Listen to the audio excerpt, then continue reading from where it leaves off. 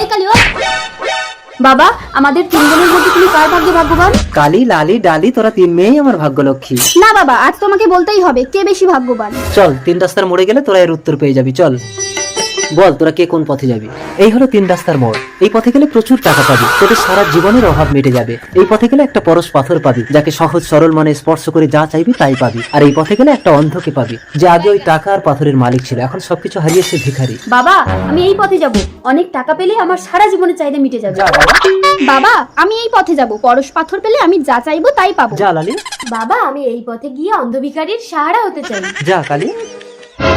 টাকার ব্যাগ। কিন্তু তার আগে বন্ধু, তুমি যদি হিন্দু হয়ে থাকো তাহলে তোমার নামটি অবশ্যই কমেন্ট করে জানাও, এবং তুমি যদি মুসলিম হয়ে থাকো তাহলে তুমি এখনই একটি লাইক দিয়ে চ্যানেলটিকে সাবস্ক্রাইব করো। আজকে দেখবো কার শক্তি বেশি।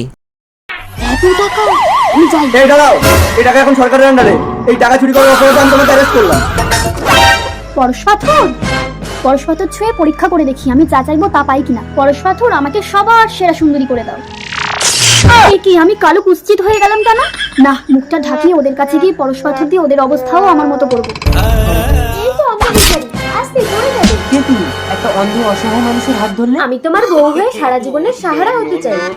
বাবা, আমাকে বাঁচাও, পুলিশ নিয়ে যাচ্ছে। দিদিকে তো পুলিশ ধরে নিয়ে যাচ্ছে, পরশ পাথরটা দেবো কাকে?